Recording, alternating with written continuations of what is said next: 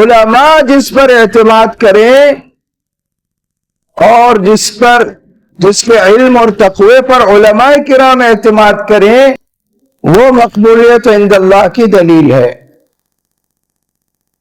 اگر تمام عوام کسی کی تعریف کریں اور علماء اس شخص سے مطمئن نہ ہو تو وہ قبولیت اور مقبولیت کی دلیل نہیں ہے۔ یاد رکھو، یہ بات ہمیشہ یاد رکھو۔ میں آپ کو اپنے والد صاحب رحمہ اللہ کی چند واقعات سناتا ہوں جس سے آپ کو احساس ہوگا کہ اللہ تعالیٰ نے جو ان کو اتنی مقبولیت، کیونکہ قبولیت عند العلماء یہ دلیل قبولیت عند اللہ ہے۔ یاد رکھو، یہ عوام کی جو مقبولیت ہے، عوامی وہ شہرت ہوتی ہے، وہ مقبولیت عند اللہ کی دلیل نہیں ہے۔ میرے والد رحمت اللہ علیہ اپنے وقت کی اتنی حفاظت کرتے تھے کہ ایک لمحہ بھی ضائع نہ ہو زندگی کا۔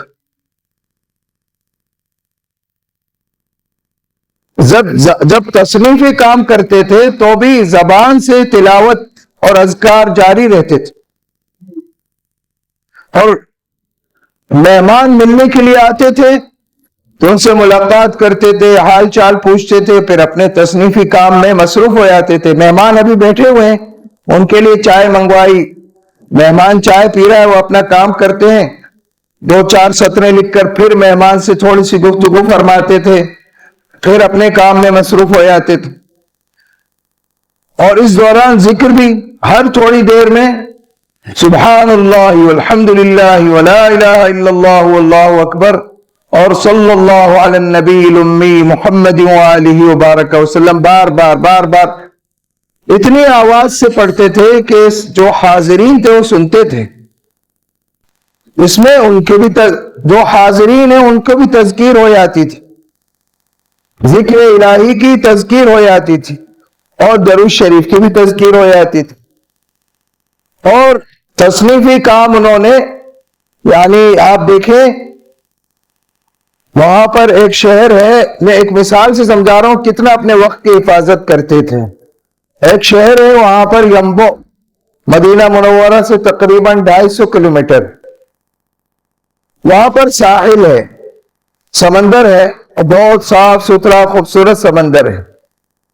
تو حضرت والد صاحب رحمۃ اللہ علیہ کا درس تھا وہاں یمبو میں، تو احباب نے کہا کہ آج حضرت کو ہم سمندر کی تفریح کراتے ہیں، تو بوٹ کرائے پر لی، اور غروب سے پہلے تقریباً آدھا گھنٹہ پہلے، کیونکہ غروب آفتاب کا جو منظر ہوتا ہے سمندر میں وہ بہت خوبصورت ہوتا ہے۔ لوگ دور دور سے دیکھنے جاتے ہیں نا، جب سمندر میں سورج غروب ہوتا نظر آتا ہے تو بڑا خوبصورت منظر ہوتا ہے۔ تو ان لوگوں نے بوٹ کرائے پر لی اور حضرت والد صاحب سے عرض کیا کہ حضرت آج سمندر کی تفریح کرتے ہیں، تو فرمایا کہ چلو ٹھیک ہے، اور اپنا مسودہ کتاب کا ساتھ رکھ لیا۔ جب بوٹ میں بیٹھے اور بوٹ روانہ ہوئی، بوٹ یعنی کشتی، تو جب کشتی روانہ ہوئی تو اپنا مسودہ نکالا اور لکھنا شروع کر دی۔ تو وہ لوگ حیرانی سے دیکھنے لگے کہ حضرت یہ تو سمندر اور سورج کو، آفتاب کو دیکھنے کا وقت ہے۔ یعنی زبان سے کسی نے کچھ نہیں کہا، لیکن ان کی نظریں یہ کہہ رہی تھی کہ حضرت یہی کرنا تھا تو کمرے میں ہی یہ کام تو ہو سکتا تھا، سمندر میں آنے کی کیا ضرورت؟ تو فرمایا ہمارا کام تو جاری رہے گا فی البر والبحر، خشکی ہو یا سمندر ہو، ہمارا کام نہیں رکے گا۔ تو 110 کتابیں تصنیف فرمائی، جس میں سب سے بڑی تصنیف ان کی تفسیر انوار البیان ہے، تفسیر انوار البیان فی کشف اسرار القرآن، جس میں 10 سال کے عرصے میں اس کو مکمل فرمایا۔ اور مسجد نبوی شریف سے عشاء کی نماز پڑھ کر آتے تھے تو تفسیر لکھنا شروع کرتے تھے، تہجد کے وقت تک لکھتے رہتے تھے. تدارس العلم ساعة من الليل خیر من احیائها. پھر اس کے بعد جب تہجد کا وقت ہوتا تھا تو تصنیف اور تدریس دونوں روک دیتے تھے. آخر انہوں نے پڑھاتے بھی رات کو تھے. جو پڑھنا چاہتا تھا، جو حضرت ضرورت نہیں ہے لے لوں آخر میں، جو پڑھنا چاہتا تھا فرماتے تھے رات کو 12 بجے آ سکتے ہو تو ٹھیک ہے. تو کچھ طلبہ آتے تھے رات کو 12 سے 1 تک پڑھتے، کچھ آتے تھے رات کو 1 سے 2 بجے تک پڑھتے، کچھ آتے تھے وہ رات کو 2 سے 3 بجے تک پڑھتے. تو فرماتے تھے میرے پاس یہی وقت ہے، آنا ہے تو ٹھیک ہے، ورنہ اور کسی کے ساتھ اور کسی سے پڑھ لو. تو شیخ احمد بن علی الحذیفی جو اب امام و خطیب حرم شریف کے، شیخ حذیفی کے صاحبزادے جو ہیں، انہوں نے ابو داؤد شریف ایسے ہی پڑھی. رات کو 12 بجے آتے تھے، 12 بجے آتے تھے. والد صاحب نے فرمایا بس یہی وقت ہے، آنا ہے تو آؤ. اور جب اس میں ایک وقت لطیفہ بھی ہوا، میں جب شیخ حذیفی سے میری ملاقات ہوئی کچھ عرصے بعد، میں ان کی زیارت کے لیے گیا تو میں نے اسے تذکرہ کیا کہ آپ کا بیٹا آج کل سنن ابی داؤد پڑھنے کے لیے آتا ہے میرے والد کے پاس. تو فرمانے لگے کہ میں نے سنا ہے کہ آپ کے والد صاحب جنات کو بھی پڑھاتے ہیں. میں نے کہا شیخ کیونکہ وہ رات کو پڑھاتے ہیں نا تو لوگ سمجھتے ہیں جنات کو پڑھا رہے ہیں. اور میں نے کہا شیخ آپ تو یہ بات نہ کریں، آپ کا ہی بیٹا پڑھ رہا ہے آج کل. تو خیر، والد صاحب رحمۃ اللہ علیہ کے بارے میں بہت سے لوگوں میں یہ مشہور تھا کہ یہ استاذ الجن بھی ہیں. خیر، عرض کر رہا تھا میں کہ وقت کی حفاظت. ایک مرتبہ والد صاحب رحمۃ اللہ علیہ نے ایک مرتبہ پاکستان کا سفر کیا نا وفات سے 2-3 مہینے پہلے، کیونکہ ہجرت کے بعد صرف 2 مرتبہ سفر کیا پاکستان کے، 2 مرتبہ. تو مدینہ منورہ سے فلائٹ تھی کراچی کی، وہ دارالعلوم کراچی میں جو 50 سالہ اجتماع تھا نا فاضلین کا، اس میں تشریف لائے تھے. تو میں بھی ساتھ تھا. تو جیسے ہی، بلکہ ابھی جہاز کا ٹیک آف نہیں ہوا تھا، انہوں نے اپنا مسودہ نکالا اور کام شروع کر. اور کراچی پہنچنے تک ایک رسالہ تصنیف فرما دیا، کیونکہ کتابوں کے مراجع اور مصادر کی انہیں حاجت نہیں تھی، سب کچھ دل میں محفوظ تھا. چلتا پھرتا مکتبہ تھا خود ان کی ذات. ایک آدمی نے کہا کہ حضرت آپ جو ہیں فلاں کتاب ہے آپ کے پاس، جو ایک مستشرق نے حدیث شریف کے اوائل کو ایک جگہ جمع کیا نا، اس نے، مستشرق غیر مسلم ہے لیکن اس نے احادیث کے، یعنی آپ کو حدیث تلاش کرنی ہے تو اس نے جیسے جو احادیث انا سے شروع ہوتی ہیں وہ سب ایک جگہ ہو گئی، اور اس کے علاوہ اس طرح سے تاکہ تلاش میں آسانی رہے. کسی نے والد صاحب سے عرض کیا کہ حضرت وہ کتاب آپ کے پاس ہے؟ فرمایا کہ الحمدللہ ہمیں اس کے بغیر ہی معلوم ہے. اور فرمایا میں کسی کافر کی کتاب اپنے گھر میں نہیں رکھتا ہوں. یعنی اگرچہ اس میں احادیث ہیں لیکن تصنیف کس کی ہے؟ اس میں بھی تو ایک ظلمت ہوتی ہے نا. مصنف جو ہے، مصنف کے اثرات اس کی تصنیف میں ہوتے ہیں.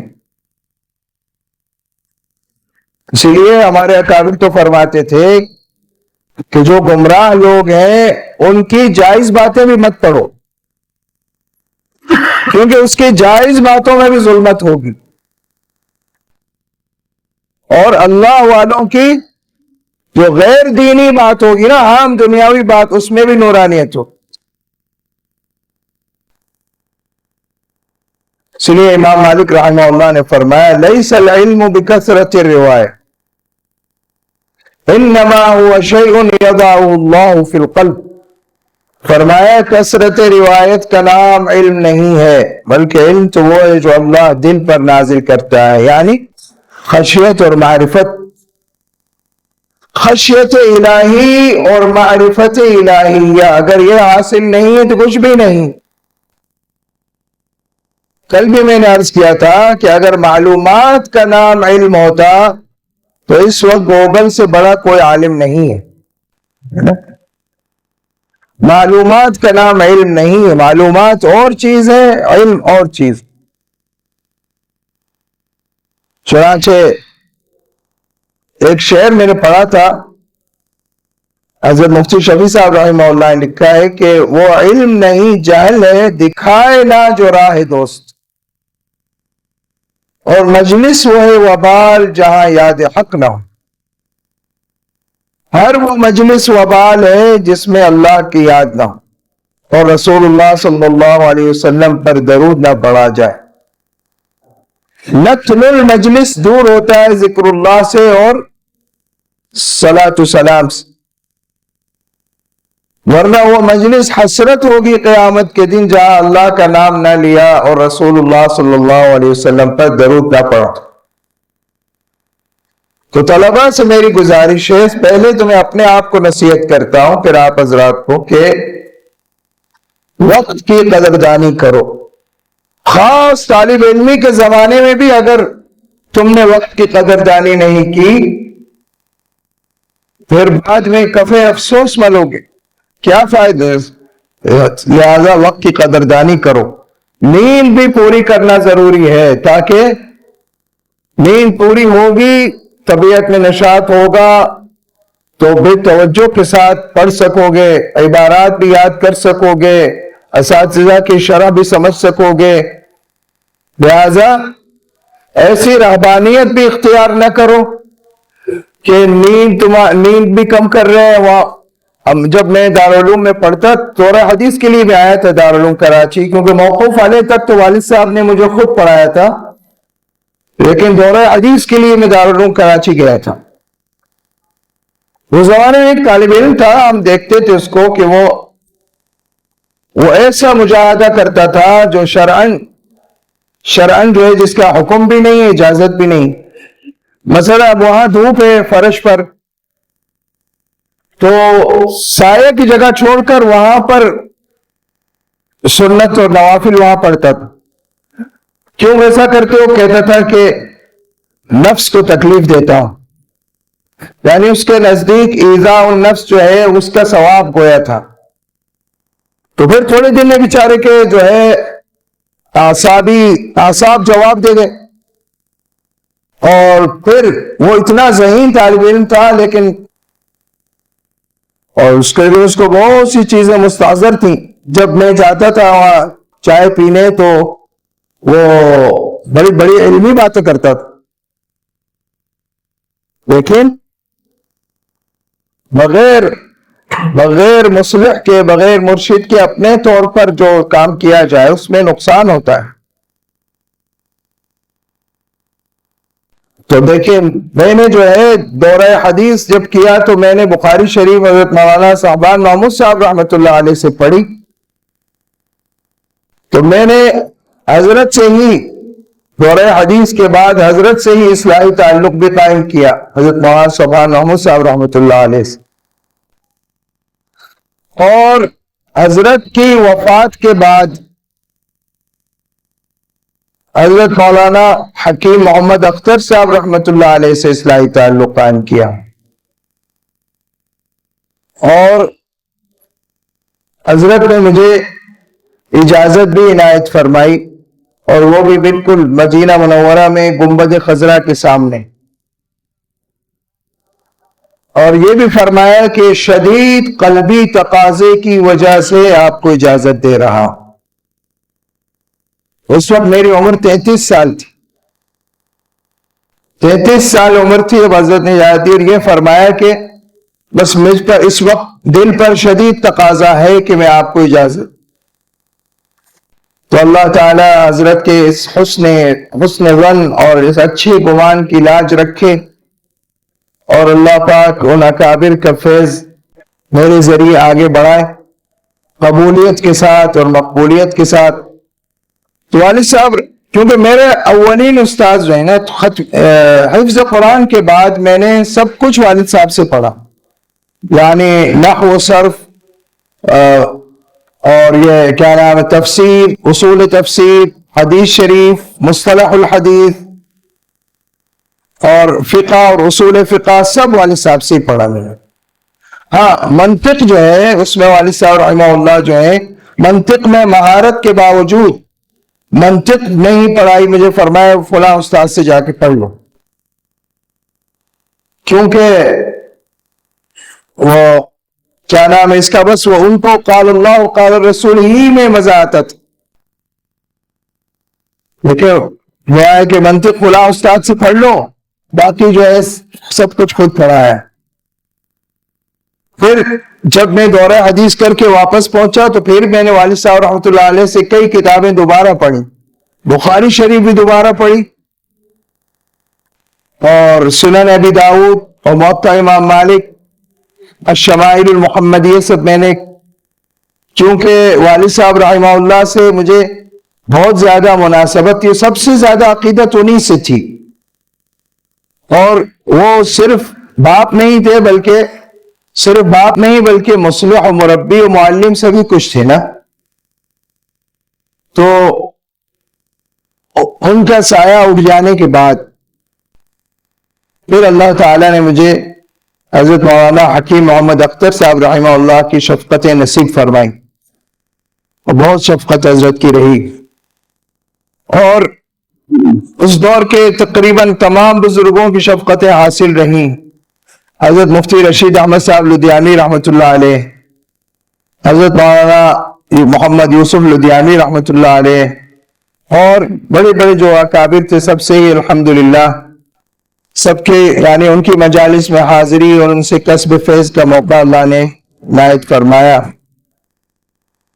تو آپ سب حضرات نے جو حدیث مسلسل بالاولیہ سنی اس کی میں آپ کو اجازت دیتا ہوں، اور دوسری حدیث شریف بھی سن لیجئے، الحدیث المسلسل بالمحبہ، جو حضرت معاذ ابن جبل رضی اللہ تعالی عنہ سے مروی ہے، فرماتے ہیں قال لی النبی صلی اللہ علیہ وسلم انی احبک یا معاذ فقل اللہم اعنی علی ذکرک و شکرک و حسن عبادتک۔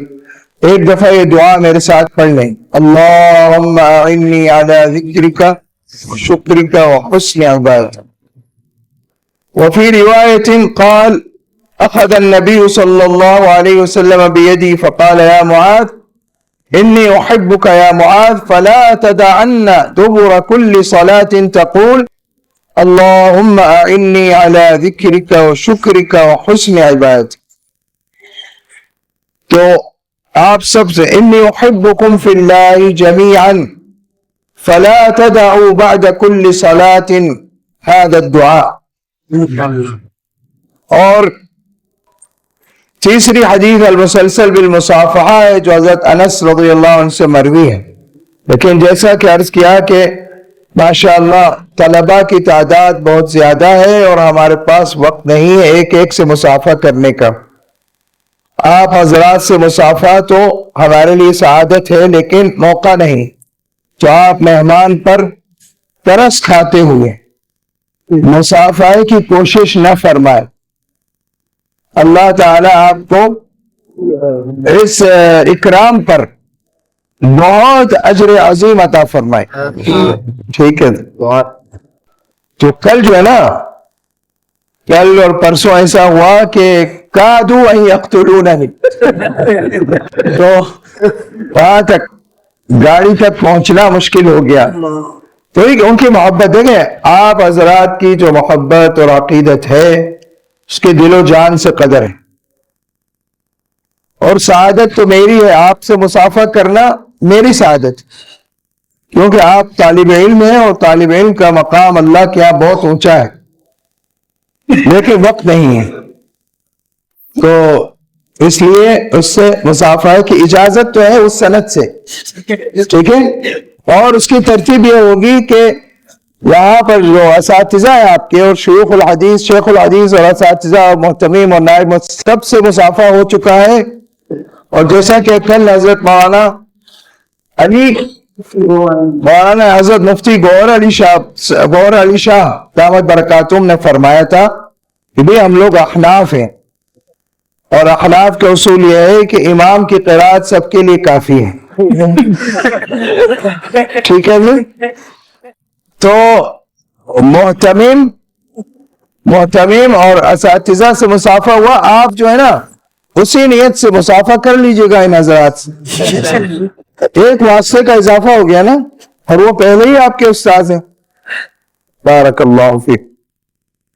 تو آپ حضرات سب طلبہ جو دورہ حدیث کی طلبہ ہیں، سب کو مسلسلات کی بھی اجازت ہے، اس کے